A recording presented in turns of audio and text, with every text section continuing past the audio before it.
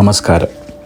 കാർഷിക പഞ്ചാംഗപ്രകാരം മലയാള മാസമായ മേടത്തിലെ ആദ്യ ദിവസമാണ് നാം മേടവിഷു അല്ലെങ്കിൽ മഹാവിഷുവായി ആഘോഷിക്കുന്നത്. കേരളം കൂടാതെ പല ദേശങ്ങളും ഈ ദിവസമോ ഇതിനോടനുബന്ധിച്ചിട്ടുള്ള ദിവസങ്ങളിലോ ഈ ആഘോഷാചാരങ്ങൾ നടത്തുന്നുണ്ട്. ഉദാഹരണത്തിന് ആസാമിലെ ബിഹു, പശ്ചിമ ബംഗാളിലെ പൊയില ബൈശാഖ്, ബീഹാറിലാണെങ്കിൽ ബൈഹാഗ്, പഞ്ചാബിൽ ബൈശാഖി, തമിഴ്നാട്ടിൽ പുത്താണ്ട്. ഇങ്ങനെയാണ് നമ്മുടെ വിഷു അവർ ആഘോഷിക്കുന്നത്. ഇനി വിഷു എന്ന വാക്ക് വിഷുവം എന്ന പദത്തിൽ നിന്നാണ് ഇത് ഉണ്ടായിട്ടുള്ളത്. ഇതുകൊണ്ട് അർത്ഥമാക്കുന്നത് തുല്യമായത് എന്നാണ്. അതായത് രാവും പകലും തുല്യമായ ദിവസത്തെ വിഷു എന്ന് വിളിച്ചു തുടങ്ങി.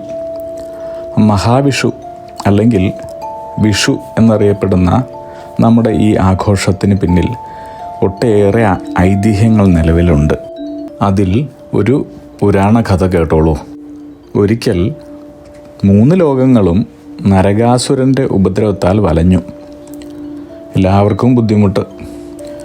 തുടർന്ന് ശ്രീകൃഷ്ണനും പത്നി സത്യഭാമയും ഗരുഡാരൂഢരായി നരകാസുരനുമായി യുദ്ധത്തിനെത്തി. യുദ്ധത്തിൽ മുരൻ, താമ്രൻ, അന്തരീക്ഷൻ, ശ്രവണൻ, വസുവിഭാസു, നപസ്വാൻ, അരുണൻ തുടങ്ങിയ അസുരന്മാരെയെല്ലാം വധിച്ച് ഒടുവിൽ നരകാസുരനെയും നിഗ്രഹിച്ചു. മഹാവിഷ്ണുവിൻ്റെ അവതാരമായ ഭഗവാൻ ശ്രീകൃഷ്ണൻ നരകാസുരവധം നടത്തിയ ദിനമാണ് വിഷുവായി കൊണ്ടാടുന്നതെന്നാണ് ഒരു ഐതിഹ്യം. അതുപോലെ വിഷു, വിഷുഫലം ഇവ രണ്ടും തന്നെ കേരളീയർക്ക് ഒട്ടും ഒഴിച്ചുകൂടാൻ സാധിക്കാത്ത കാര്യങ്ങളാണ്. വിഷുവിൻ്റെ പ്രാധാന്യം നോക്കാം. വിഷുവിനോടനുബന്ധിച്ച് ആചാരപരമായി ഏറ്റവും പ്രാധാന്യം കൽപ്പിക്കുന്നത് വിഷുക്കണിക്കാണ്. സൂര്യൻ മേടം രാശിയിലേക്ക് സംക്രമണം നടത്തുന്ന സൂര്യോദയത്തിലാണ് വിഷുക്കണി ദർശിക്കേണ്ടത്. ശുഭമുഹൂർത്തത്തിൽ വിഷുക്കണി ദർശിച്ചാൽ അടുത്ത വിഷു വരെ സർവൈശ്വര്യങ്ങളും സമൃദ്ധിയും അനുഭവിക്കാൻ സാധിക്കുമെന്നാണ് വിശ്വാസം. വിഷുമുഹൂർത്തത്തിൽ തന്നെ വിഷു കൈനീട്ടം സ്വീകരിക്കുന്നത് സമ്പത്ത് സമൃദ്ധി പ്രദാനം ചെയ്യുന്നതായി വിശ്വസിക്കുന്നു. എല്ലാ സമസ്ത ഐശ്വര്യങ്ങളും സമ്പത്തും ജീവിതത്തിൽ ചൊരിയുവാൻ വിഷു ആചരിക്കുന്നു. സൂര്യൻ ഒരു രാശി മാറി അടുത്ത രാശിയിലേക്ക് സഞ്ചരിക്കുന്നതിനെ സംക്രാന്തി എന്ന് പറയുന്നു. സംക്രാന്തികളിൽ ഏറ്റവും പ്രധാനമായവ മഹാവിഷുവം, അതായത് മേഷാദി എന്നാണ് പറയുന്നത്. കേരളത്തിൽ പ്രധാനമായും 2 വിഷുവാണ് വരുന്നത്. മേടത്തിൽ വരുന്ന മേടവിഷുവും തുലാമാസത്തിൽ വരുന്ന തുലാവിഷുവും. സൂര്യൻ മേടം രാശിയിൽ പ്രവേശിക്കുന്ന ദിവസം ഭൂമധ്യരേഖാ പ്രദേശത്ത് സൂര്യപ്രകാശം 150 ഡിഗ്രിയിൽ നേരെയാണ് പതിക്കുന്നത്.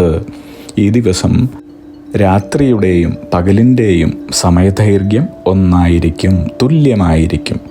അങ്ങനെ ഋഷിവര്യന്മാരും നമ്മുടെ പൂർവികരും യാതൊരു വിധത്തിലുള്ള സാങ്കേതിക ഉപകരണങ്ങളും ഇല്ലാതിരുന്ന കാലത്ത് സൂര്യൻ്റെ സംക്രാന്തിയും ഭൂമിയുടെ അച്ചുതണ്ടിൻ്റെ പ്രത്യേകതകളും കാലാവസ്ഥാ വ്യതിയാനങ്ങൾ, മഴ തുടങ്ങിയവ വിശദമായി മനസ്സിലാക്കിയുള്ള അടുത്ത 1 വർഷക്കാലത്തെ പ്രവചനങ്ങൾ നടത്തിയിരുന്നു എന്നത് നമുക്ക് തികച്ചും അഭിമാനജനകമായ കാര്യമാണ്. യഥാർത്ഥത്തിൽ വിഷുവങ്ങളിൽ പ്രധാനമായ മഹാവിഷുവം അല്ലെങ്കിൽ വിഷു ഇപ്പോൾ 24 ദിവസങ്ങളോളം പിന്നിലാണെന്നാണ് വിദഗ്ധർ പറയുന്നത്. ഭൂമിയുടെ അച്ചുതണ്ടിൻ്റെ വൃത്താകൃതിയിൽ ചലിക്കുന്ന പ്രതിഭാസത്തിൻ്റെ വ്യത്യാസമാണ് ഇതിന് പിന്നിൽ. മുൻപ് മഹാവിഷുവം മേടമാസത്തിൽ കൃത്യമായി വന്നിരുന്നു. ഈ ഭൂമിയുടെ അച്ചുതണ്ടിൻ്റെ ഈ വ്യത്യാസം കാരണം മഹാവിഷുവം ഇപ്പോൾ മീനരാശിയിലാണ് വരുന്നത്. പക്ഷേ നാം വിഷു ആചരിക്കുന്നത് മേടമാസത്തിൽ തന്നെ തുടരുന്നു. ഇതേപോലെ തുലാമാസത്തിലെ വിഷു ഇപ്പോൾ കന്നിരാശിയിലാണ് വരുന്നതെന്നാണ് വിദഗ്ധ മതം.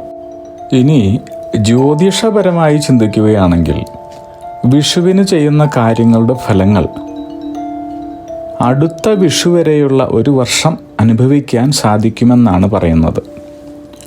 അതിനാൽ വിഷു ദിവസം ശുഭകരമായ കാര്യങ്ങൾ ചെയ്യുവാനോ തുടക്കം കുറിക്കുവാനോ ആളുകൾ ശ്രമിക്കുന്നു. പണ്ട് മുതലേ തന്നെ കേരളത്തിൽ വിഷുഫലം പറയുന്ന പതിവുണ്ടായിരുന്നു. അടുത്ത ഒരു വർഷത്തെ ഗ്രഹങ്ങളുടെ സ്ഥാനങ്ങൾ ഗണിച്ച് അതിനെ അടിസ്ഥാനമാക്കിയാണ് വിഷുവിന് ഫലം പറയുന്നത്. സൂര്യൻ്റെ മേടസംക്രമണം കണക്കാക്കി വിവിധ തരത്തിലുള്ള ഗണന ചിന്തകളിലൂടെയാണ് ജ്യോതിഷികൾ വിഷുഫലം പ്രവചിക്കുന്നത്. ഇങ്ങനെ പ്രവചിക്കുന്ന വിഷുഫലത്തിന് ഓരോ കേരളീയൻ്റെയും ജീവിതത്തിൽ ഉള്ള പ്രാധാന്യം പറഞ്ഞറിയിക്കാൻ സാധിക്കുന്നതല്ല. അടുത്ത ഒരു വർഷക്കാലത്തെ ജീവിത പ്രതീക്ഷകളും മോഹങ്ങളും ചിന്തകളും, അതായത് വിദ്യാഭ്യാസം, വിവാഹം, സന്താനങ്ങൾ, ഗൃഹനിർമ്മാണം, ജോലി, ബിസിനസ്, മറ്റു കാര്യങ്ങൾ, അങ്ങനെ ജീവിതത്തിൻ്റെ എല്ലാ മേഖലകളിലുമുള്ള കാര്യങ്ങളെല്ലാം ഈ വിഷുഫലത്തെ അടിസ്ഥാനമായാണ് ഒരു ശരാശരി കേരളീയൻ ചിട്ടപ്പെടുത്തുന്നതും ശുഭാപ്തി വിശ്വാസം നേടുന്നതും. വിഷുഫലമാണ് അടുത്ത ഒരു വർഷം നിങ്ങളെ ജീവിത വിജയം നേടുവാൻ, നേട്ടങ്ങൾ കരസ്ഥമാക്കുവാനുമായി നയിക്കുന്നത്. അതുകൊണ്ട് തന്നെ വിഷുഫലത്തിന് വളരെ വലിയ സ്വാധീനമാണ് ഉള്ളതെന്ന് പറയാം. ഇനി നിങ്ങളുടെ വിഷുഫലം എങ്ങനെയാണ് ജീവിതത്തിൽ പ്രതിഫലിക്കുന്നതെന്ന് നോക്കാം. പഴമക്കാർ പറയും, നല്ല മഴക്കാറുണ്ട്, ഇന്ന് മഴ പെയ്യും. കുറച്ച് കഴിഞ്ഞാകട്ടെ കാറ്റ് വരികയായി, മഴയൊട്ട് പെയ്യൊന്നുമില്ല. അപ്പോൾ അവർ പറയും, കാറ്റ് വന്നു, മഴയെ കൊണ്ടുപോയി. അതായത് എവിടെ നിന്നോ ഇങ്ങോട്ട് മഴ കൊണ്ടുവന്നത് കാറ്റാണ്, ആ കാറ്റ് തന്നെ മഴ എങ്ങോട്ടോ കൊണ്ടുപോയി എന്ന്. ഇതുപോലെ തന്നെയാണ് വിഷുഫലത്തിൻ്റെ കാര്യവും. നല്ല മഴക്കാറുണ്ട്, മഴ പെയ്യും, എന്നാൽ കാറ്റ് അനുകൂലമാകണം. എന്താണ് ആ കാറ്റിനെ അനുകൂലമാക്കുന്ന കാര്യങ്ങൾ എന്ന് നമുക്ക് നോക്കാം. ഹൈന്ദവ വിശ്വാസമനുസരിച്ച് നമുക്ക് നമ്മുടെ സൽക്കർമ്മ ഫലങ്ങൾ, ഭാഗ്യം, ഐശ്വര്യ, സമ്പദ് സമൃദ്ധി ഇത്യാദികൾ യഥാസമയം അനുഭവിക്കുവാൻ സാധിക്കണമെങ്കിൽ, അല്ലെങ്കിൽ നമുക്ക് അതെല്ലാം അനുഭവിക്കുവാനുള്ള അർഹത കൈവരണമെങ്കിൽ ഈശ്വരാനുകൂലം ഉണ്ടാവണം. ഇനി ഈശ്വരാനുകൂലം അനുഭവിക്കണമെങ്കിലോ പിതൃദോഷങ്ങൾ, ഗ്രഹ രാശി നക്ഷത്ര ദോഷങ്ങൾ, കുടുംബ ധർമ്മ ദൈവങ്ങളുമായി ബന്ധപ്പെട്ട ദോഷങ്ങൾ, ഭൂമി ഗ്രഹദോഷങ്ങൾ എന്നിവ പാടുള്ളതല്ല. അപ്പോൾ ഈ പറഞ്ഞ ദോഷങ്ങളൊന്നും തന്നെ ബാധിക്കാതെ ശ്രദ്ധിച്ചു ജീവിക്കുന്നവർക്കാണ് തങ്ങൾക്ക് അർഹമായ എല്ലാ ഗുണബലാനുഭവങ്ങളും വിഷുഫലത്തിലൂടെ യഥാസമയത്തു തന്നെ കൈവരുന്നത്. അതുകൊണ്ട് വിഷുഫലം നമുക്ക് യഥാസമയം തന്നെ അനുഭവയോഗ്യമാകുവാനും അതുകൊണ്ട് ജീവിതത്തിൽ പ്രയോജനമുണ്ടാകുവാനുമായി ചില കാര്യങ്ങൾ ശ്രദ്ധിക്കേണ്ടതുണ്ട്, ചെയ്യേണ്ടതുണ്ട്. ഇങ്ങനെ വളരെ ജാഗ്രതയോടെയുള്ള കാര്യഫല സിദ്ധിപ്രാപ്ത മാർഗങ്ങളാൽ ആണ് നിങ്ങൾക്ക് പ്രവചിച്ചിട്ടുള്ള വിഷുഫലങ്ങൾ പ്രാപ്തമായി വരുന്നതെന്ന് പറയാം. നേരത്തെ പറഞ്ഞതുപോലെയുള്ള ഗ്രഹരാശി നക്ഷത്ര ദോഷങ്ങൾ, കുടുംബധർമ്മ ദൈവഗണങ്ങളുമായി ബന്ധപ്പെട്ട ദോഷങ്ങൾ, ഭൂമി ഗൃഹദോഷങ്ങൾ എന്നിവ ഒരു ജ്യോതിഷിയെ സമീപിച്ച് കണ്ടുപിടിച്ച് വേണ്ടുന്നത് ചെയ്യാവുന്നതാണ്. അതുകൊണ്ട് തന്നെ അവയൊഴികെ നിങ്ങൾ ചെയ്യേണ്ടുന്ന കാര്യങ്ങളാണ് ഇവിടെ പറയുന്നത്. ഈ കാര്യങ്ങൾ ചിട്ടയോടെ യഥാസമയത്ത്, അതായത് മേടമാസം കഴിയുന്നതിന് മുൻപ് തന്നെ ചെയ്ത് പൂർത്തിയാക്കുന്നവർക്ക് തങ്ങളുടെ വിഷുഫലത്തിലെ കാര്യങ്ങൾ അതേ പ്രകാരത്തിലൂടെ സിദ്ധിക്കുന്നത് സുനിശ്ചയം അനുഭവമതം. തങ്ങളുടെ ജന്മനക്ഷത്ര ക്ഷേത്രങ്ങൾ സന്ദർശിക്കുന്നത് ഏറ്റവും പുണ്യകരമായ പ്രവൃത്തികളിലൊന്നാണ്. ഓരോ ജന്മത്തിനും ഓരോ നക്ഷത്രങ്ങളുണ്ട്. ഓരോ നക്ഷത്രങ്ങൾക്കും ഓരോ ദേവതകളും. ആ ദേവതകളെ മനസ്സിലാക്കി അതാത് നക്ഷത്രങ്ങൾക്കുള്ള ക്ഷേത്രങ്ങളിൽ പോയി പ്രാർത്ഥിച്ചാൽ ജീവിത വിജയവും ഐശ്വര്യവും നിശ്ചയമാണ്. ഓരോ നക്ഷത്രങ്ങൾക്കും ദോഷങ്ങൾ മാറി ഫലം പൂർണ്ണമായും ലഭിക്കുവാൻ ജന്മനക്ഷത്രത്തിനനുസരിച്ചുള്ള ക്ഷേത്രങ്ങൾ തന്നെ സന്ദർശിക്കേണ്ടതുണ്ട്.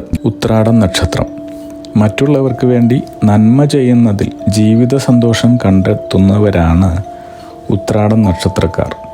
ആത്മാർത്ഥതയും അനുകമ്പയും മുഖമുദ്രയായുള്ള ഇവർക്ക് ധാരാളം സുഹൃത്തുക്കൾ ഉണ്ടായിരിക്കുന്നതാണ്. ചെയ്യേണ്ടുന്ന കാര്യങ്ങൾ: 1. ഉത്രാടം നക്ഷത്ര ജാതർ നക്ഷത്രാധിപനായ ആദിത്യനെ പ്രീതിപ്പെടുത്തുന്ന കർമ്മങ്ങൾ അനുഷ്ഠിക്കുക. നിത്യവും ആദിത്യ ഹൃദയ മന്ത്രം ജപിക്കുക.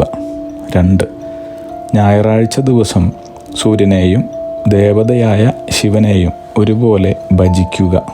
പിറന്നാൾ ദിവസം ശിവക്ഷേത്ര ദർശനം നടത്തി ധാര, പിൻവിളക്ക്, കൂവളത്തിലമാല എന്നിവ നടത്തുക. 3. ഉത്രാട നക്ഷത്രക്കാർ സുബ്രഹ്മണ്യ ക്ഷേത്ര ദർശനം നടത്തുക. സുബ്രഹ്മണ്യ സ്വാമിയെ ഭജിക്കുക. ഷഷ്ടിവ്രതവും അനുഷ്ഠിക്കേണ്ടതാണ്. 4. ഭൈരവമൂർത്തിക്ക് അഘോരമന്ത്രം കൊണ്ട് പുഷ്പാഞ്ജലി നടത്തുക. കൂടാതെ വയസ്സ് തികഞ്ഞു വരുന്ന പിറന്നാളിന് പഞ്ചമുഖ ഹനുമത് പൂജയും നടത്തേണ്ടതാണ്. 5. ശാസ്താവിന് നെയ്യഭിഷേകം, എള്ളുതിരി, ജന്മനക്ഷത്ര ദിവസം തോറും നീലശംഖുപുഷ്പമാല ചാർത്തുക എന്നീ വഴിപാടുകൾ നടത്തുക. 6. ശിവന് മൃത്യുഞ്ജയ പുഷ്പാഞ്ജലി നടത്തുക. 7. തമിഴ്നാട്ടിലെ തിരുപ്പട്ടൂരിൽ സ്ഥിതി ചെയ്യുന്ന അരുൾമികു ബ്രഹ്മപുരീശ്വർ ക്ഷേത്രമാണ് ഉത്ര നക്ഷത്രക്കാരുടെ ജന്മനക്ഷത്ര ക്ഷേത്രം. ബ്രഹ്മാവ്, മഹാവിഷ്ണു, പരമേശ്വരൻ എന്നിവരെ കൂടാതെ വ്യാഴത്തെയും ഇവിടെ ആരാധിക്കുന്നു. ഗുരു ബ്രഹ്മ, ഗുരു വിഷ്ണു എന്ന മന്ത്രമുരുവിട്ടാണ് ഭക്തർ ക്ഷേത്രത്തെ വലം വയ്ക്കുന്നത്. ഹൈന്ദവ വിശ്വാസമനുസരിച്ച് വ്യാഴത്തെ നിയന്ത്രിക്കുന്നത് ബ്രഹ്മാവാണ്.